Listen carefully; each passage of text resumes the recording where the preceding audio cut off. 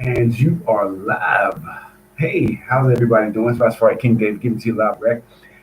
Um, Normally do this thing on Sundays, a little spiritual something for everybody on Sundays. I missed last day because I was really just totally. I'm still a little bit shook in reference to the United States elections. It sent me for a bit of a loop, and I was going to do a piece on the horror of Babylon, but I realized that my scholarship and the research need a little bit of work. And what I definitely don't want to do is confuse people because what happens is I give you a lot of information, and it can like instead of leading into enlightenment, it can lead to confusion. So I definitely don't want to confuse anybody. But today I'm going to be talking about Osiris as the original Christ, the original Christ that they've been talking about. I'm going to be talking when all this stuff happened, which was around 11 BC. Then I'm going to talk about Egypt when it was Kemit, before it was Egypt. I'm going to explain the Osiris myth and what it really represents. I'm going to explain how it was corrupted through the ages, and then how it relates to Jesus or the so-called Christ. Now, I've been doing this for a couple of months now, and some of the topics I've already touched on is Rastafari and what does that mean. If you go back and check that video out, you might not have an understanding of Rastafarianism. You might just have an image of dudes with dreads, people smoking a lot of weed and all that. That's not where I'm coming from. When speaking of Rastafari and Restau or Rasta, I'm speaking from an understanding that the land of Kemet, which was later called Egypt, where the pyramid complex is, that's called the land of Restau or Rasta. So the pyramid complex is the place where they're calling Rasta. So just to give you a little bit of a background on where we're coming from, because what happens is if you don't have the background, it's really easy to get confused. So I also talked about the Nazarene vow, which you can find that in the Bible. I use a lot of the Bible in a lot of things that I'm talking about or things that I'm putting forward. And what I find with the Bible is it's been corrupted and corrupted on top of corruption, but the light of the spirit of the universe is still there. So if you have the eyes to see, if you look in the Bible, they say that a lot. Eyes to see or the understanding, then you can get what they're saying. And what they're saying is they're speaking from a symbolic understanding, not necessarily a literal understanding. And in order to appreciate that symbolic understanding, you have to come from within. That said, I also talk about the philosophies and opinions of Marcus Garvey. That's fantastic. You need to get that book. I'm going to see if I can get that available to you. I talk about the seven bodies of man, which is also a confusing thing. But seven bodies of man, long story short, represents the seven energies of man or the seven chakra points. If you're familiar with Eastern religion, they talk about the seven chakra points. And those chakra points would be earth, water, fire, air, sound, soul, and then spirit. Those are the seven chakra points that coincide with our body. I'm not going to go too far into that. You can check out the video on that. I got that on also on the channel. Another conversation I'm having with you is the Trinity as a false doctrine, as we understand it. So a lot of what a religion or religiosity people would tell you the Trinity is composed of the Father, the Son, and the Holy Spirit, which is total confusion and bunk. That's BS. It's totally wrong. The true Trinity represents Father, Mother, and offspring. That's the Trinity of the universe, and you can see its correlations throughout the universe. You have male, female, and when male and female come together, they create life. So that's the concept of the false Trinity. I also speak of Gnosticism and what that means. Gnosticism is the word Gnostic means knowledge, knowledge and understanding. So I'm explaining the concept of knowledge and understanding from a Gnostic standpoint, which started out around about 200 BC or so. Also, I touch on Revelation 13 and what the mark of the beast symbolized. I'm not going to really touch on that right now because I got a lot more for you on the mark of the beast coming out of Revelation 13. So stay tuned to this channel, and I'm going to go deep into Revelation 13 and what the mark of the beast means. Okay, so also I have the principles of Ma'at and what does the feather mean. I did 2 videos on that one. I'm gonna do a lot more videos on that as well because the feather represents truth, honesty, righteousness, and balance. That's a career a breakdown of the laws of Ma'at, which are like 42 laws that you can follow as well. Check that video out to get a better sense of what I'm talking about. Right now, I'm going to go into the Osiris as the original Christ. So let me explain where I'm coming from when I had this conversation with you. There's a myth of Osiris, which I'm going to get to in a second, but this myth proliferated around 11,000 BC. And depending on who you ask, they'll say that the story of Osiris is symbolic and Osiris never lived. I'm here to tell you that Osiris actually did exist.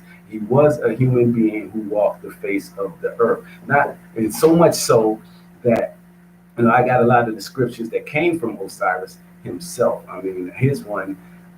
This is the Book of Truth, and that's from Osiris.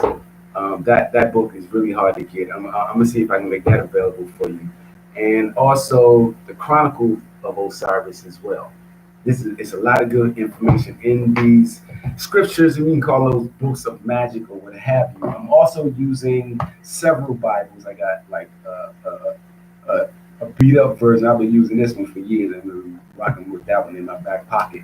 And also the scriptures, which I got to give a special shout out to my main man, Daryl from Australia, who gave me this copy of the scriptures. This is a fantastic book. The reason why I like the scriptures is because they go into the details of how the names and the terminology in the Bible have been corrupted, and because of those corruptions, we don't have a full understanding of what the words are saying to us. I also have a couple of books on Egyptology and all that, but of course they've been corrupted as well, so it's hard to swim through that information. I have the Nag Hammadi Library. This is a book of scriptures that were written around about 200 AD and hidden away. So these Nag Hammadi scriptures just reappeared in about 1945. Somebody found a case of scrolls in Egypt in Nag Hammadi, and this was the results.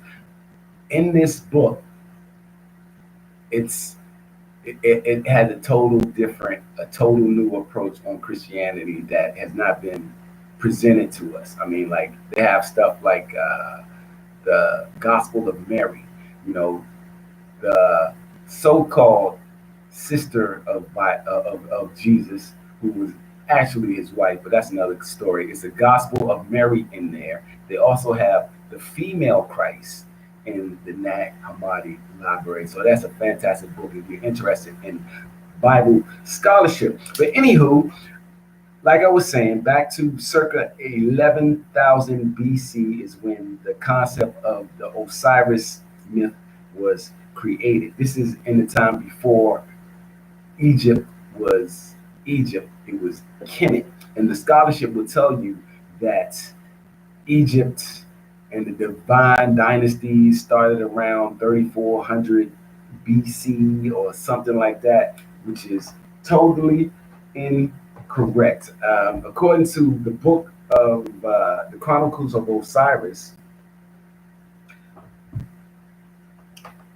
the divine dynasties ended roughly around 8,000 BC. So from 11,000 BC to 8,000 BC was when the true divine dynasties existed in Kemit.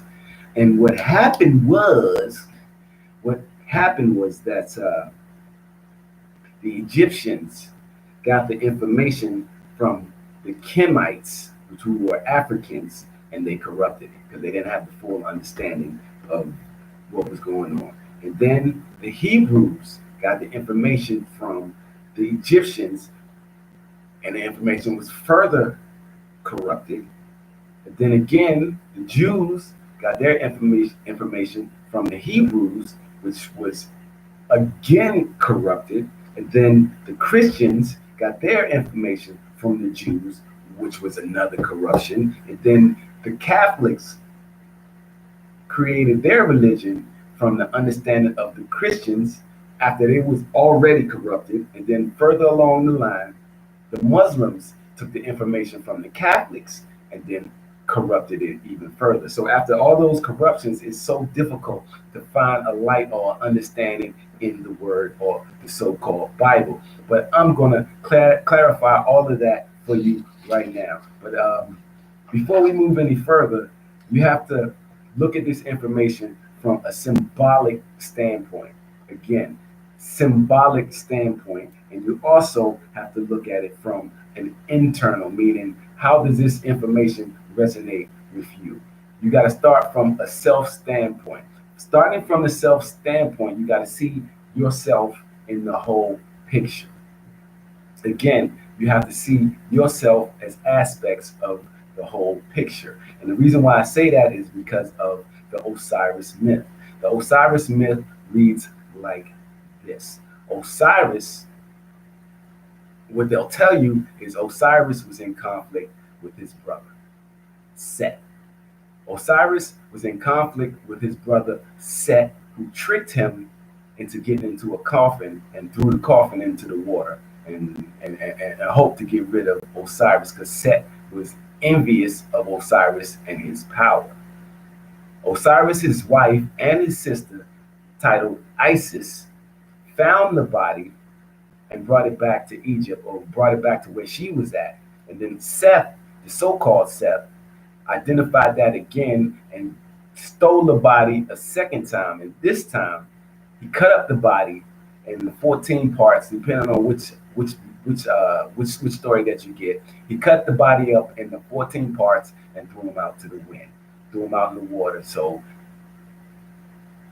he wouldn't be able to manifest his divine energy. Again, Isis, his female half, went out and found the parts and put all the parts together. But what happened was the phallus, or the creation principle of Osiris, was missing. So she had to fashion another phallus, and through the fashioning of that phallus, she copulated with Osiris, and they had Horus. The offspring was Horus. And Horus fought his uncle, or so-called uncle, in Seth in order to reclaim the throne. Long story short, I mean, there's a lot more details to the myth. If you go check that out yourself, you can go check it out yourself and see how it resonates with you. So what happened? The issue with the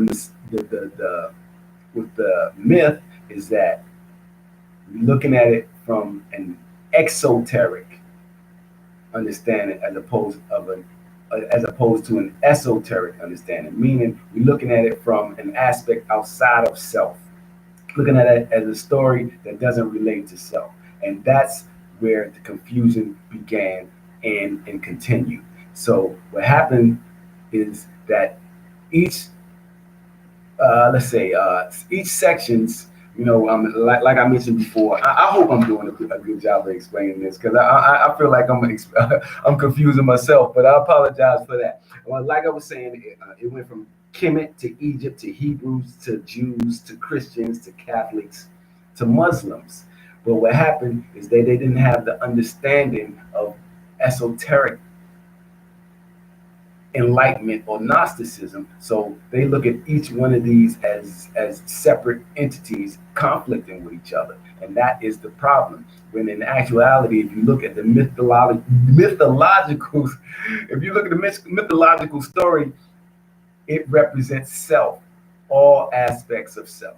So when you talk about Osiris, that's an aspect of self. When you talk about Isis, that's the female aspect of self. When you talk about Seth, that's the destructive aspect of self. So when you talk about Horus, you're talking about the inclusion of the self. So in this symbolism, the story is saying how you are not enlightened initially. Osiris is that example. So you need to manifest the Osiris in yourself. And when you do, you will conflict with the Seth, or the destruction aspect of yourself. So when the higher self runs into the lower self, that's represented in Osiris and Seth. Osiris is the higher self, Seth is the lower self. When the higher self runs into the lower self, it gets confused and lost. So what is missing is the female aspect of self, which would be Isis. So the female aspect of self reconstitutes the self. And through the male and the female union, you have the offspring, which is Horus. Another analogy for Horus is the sun. So, like in the Egyptian, if you look at the Egyptian stuff and how they present it to you, they talk about sun and they talk about Horus, and they so confused and whatnot. But long story short, Horus represents the sun on the horizon. That means you're rising. The spirit of the Most High is representing itself. So that's what the story means. It's all inclusive of the self. So what happened was, throughout the years, throughout the ages, and throughout the times, this information was corrupted. And through that corruption, you cannot find the enlightenment that we're so seeking, because we're looking outside of ourselves. That said, the next stage and the next moving forward, I want to explain the relationship of Jesus to this whole story.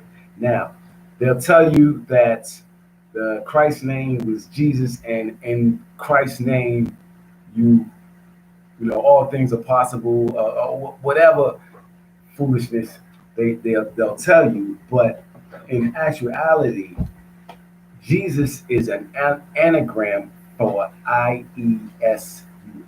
That means Iesus. So the name was Iesus. So Iesus means son of Isis. That's what Iesus means. Son of Isis, which would be Horus.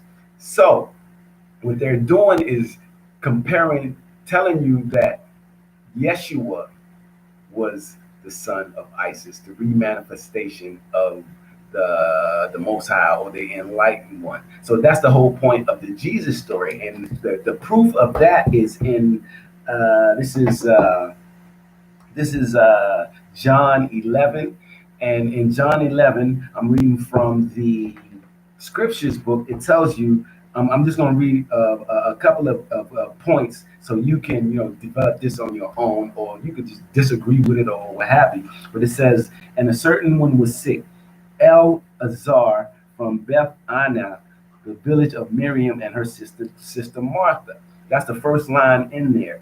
But what happens is that they're confounding the issue. So when it says Mary and her sister Martha and Eliza, they were all brothers and sisters, what they're really saying is El-Azar, because that's another name for Osiris. Osiris has many names and many attributes that plays itself out in the world. And one of the names of some of the names of Osiris is Osar, Asar, Azar, Usire, or Osar, or sire. So when you hear the word sire, it's a reference to Osiris. It's a lot of references to Osiris that we would miss if we don't have that inner understanding, or that Gnosticism understanding, in order to get it. But again, in the Bible it says that And a certain was a sick Eleazar from Beth Aniah, the village of Miriam and her sister. Now it was Miriam who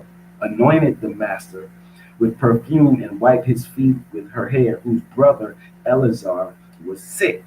Now, because we're not clear on the terminology, we will miss everything in there. But that statement right there just confirmed everything that I just said to you, and that Miriam anointed the master with perfume and wiped his feet with her hair, whose brother Eleazar was sick.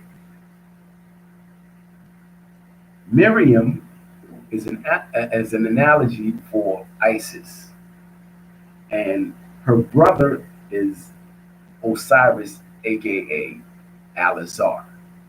Therefore, the sisters went to him, saying, Master, see, he whom you love is sick. But when the Messiah heard, he said, This sickness is not unto death, but for the esteem of Elohim, so that the son of Elohim might be esteemed by it.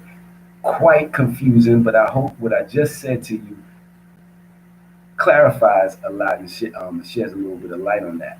Now, the Most High loved Martha and her sister and Eleazar. Now, this is not Most High. I'm sorry. The Messiah loved Martha and her sister Eleazar. The Messiah loved Isis and her sister and Osiris. So what they're doing is giving you an example of how he manifested the spirit of the Most High using Osiris as an example. See what else we got here. Let's see. It says, the taught one said to him, Rabbi, you, Yehudim, where but now seeking to stone you, and are you going back there? The Messiah answered, Are there not 12 hours in the day? If anyone walks in the day, he does not stumble because he sees the light of the world. But if anyone walks in the night, he stumbles because the light is not in him. Again, I was talking about symbolically, you will stumble if you don't identify with the light within yourself, which is a manifestation of Osiris, aka the Christ. Therefore, the tall one said to him, Master, if he has fallen asleep, he shall recover. But the Messiah had spoken about his death, whereas they thought that he spoke of taking rest and sleep. So the Messiah said to them plainly, Eleazar, Osiris has died, and for your sake I am glad I was not there in order for you to believe, but let us go to him. Thomas, who is called the twin, then said to his fellow taught ones, Let us also go, so that we die with him. Now, again, like I was saying, it gets quite confusing with that. And if you didn't have some of the things I just explained, then what that just said makes no sense. Thomas, who is called the twin, then said to his fellow taught ones, Let us also go, so that we die with him. Confusing. And it's going to lead you down the wrong path if you believe that they was going to kill themselves. Therefore, when the Messiah arrived, he found that he had already been 4 days in the tomb. And many of the Yehudim had come to Martha and Miriam to comfort them concerning their brother, Osiris. Martha then, when she heard that the Most High was coming, met him, but Miriam was sitting in the house. Martha then said to the Messiah, Master, if you had been here, my brother would not have died. But even now I know that whatever you might ask of Elohim, Elohim shall rise again. Martha said to him, I know that he shall rise again in the resurrection at the last day. And the Most High said to her, not Most High, I keep saying it, I'm sorry. Messiah said to her, I am the resurrection and the life. He who believes in me, though he dies, he shall live. And everyone that is living and believing in me shall never die at all. Do you believe this? Okay, so that's a later on chop, and it's really confusing. The Bible is really confusing if you don't know what you're looking at.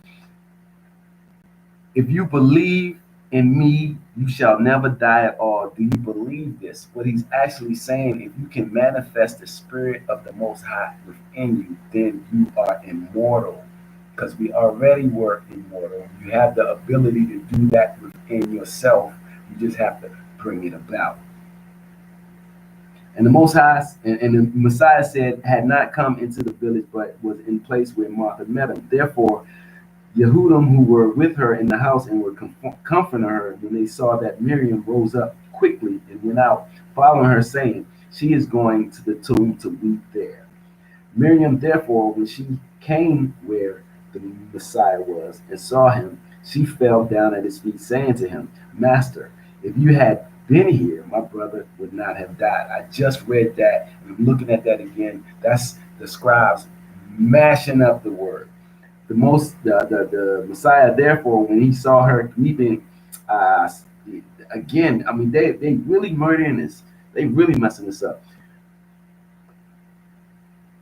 And some of them said, was this the one who opened the eyes of the blind, not also able to prevent him from dying? I mean, this is really bad. This is really bad. I thought I had a good grip on what they were saying, but this is really confusing. But long story short, the story of let's see, I'm gonna read this part really to you real quick. It says, did I not say to you that if you believe, you shall see the esteem of Elohim? So they took away the stone where the dead man was laid, and the Messiah lifted up his eyes and said, Father, I thank you that you have heard me, and I know that you always hear me. Because of the crowd standing by, I said this in order that they believe that you sent me. And when he had said this, he cried out with a loud voice, Eleazar, come out. And he who died came out bound, feet and hands was wrapped in, and his face was wrapped in with a cloth. And the Messiah said to him, loosen him and let him go. That's a literal interpretation. They carnalized it and made it history, when actually it's symbolic of resurrecting the Osiris within yourself. So that's the whole point of what I'm saying, is that Osiris was the original Christ, and Jesus resurrected the original Christ within himself and used that as an example for others to follow. So that's what Jesus was there for, to give you an example of others to follow. That said, I'm going to be wrapping this up just shortly. Been doing this for about 27 minutes or so, but got another thing for you. Coming from, these are the words of Osiris. Yeah, this book right there. This book is really hard to get. It's out of print. I'm gonna see if I can get it for you. It's a fantastic book on magic, and it says here, and in that day shall the voice of my beloved son Osiris be heard again from out of the womb of my beloved land of Kemit. For is it not there that I shall cause my beloved son to build me a house and a sure refuge, wherein may be locked all these my secret and statutes, which I now give to you, mine own, that in the future day of Aquarius you may, by their help and revealings, teach unto the straying humans alike the true ways of God the Father Mother, from whose presence they have so sadly strayed. That's right, we're in the age of Aquarius. Osiris and Elohim are talking to you right now. I got it, you know, hard copy. And it says, and the face of my beloved son shall again stand before my chosen ones, that he may again both shield the divine mysteries, and that he shall see that they be not given unto false prophets, and also that he may give of them freely to my faithful ones, who are still true to that service which they now so gladly offer. For in that day, which is for far to come, shall he who is my word unto the nations, again through my beloved son and daughter, Osiris, Isis, give unto the peoples of the nations that truth which shall for so long have been forgotten. And this is coming from the Book of Truth and the Voice of Osiris. And I got one more thing for you before I sign off, a picture of the actual Osiris. How about that? Check that out. Yeah, that's a picture of Osiris representing the day of Aquarius, which is what we're in right now. And he is the bearer and the example that we need to follow. Thanks for tuning in. Rastafari King David Hills FM on Fridays. I got a show on Hills FM. I'm used to saying that so much. On Fridays in the UK, Hills FM 98.6 at 9 a.m. I'm giving you male aspect money, aggressiveness, outgoingness, the male energy. And then on Saturday is the love movement with Rastafari King David. And then I'm giving you more of a female approach to doing things, a female appreciation for the goddess, because that's what's missing, appreciation for the female goddess, because again, the Trinity consists of male, female, and offspring. So stay tuned.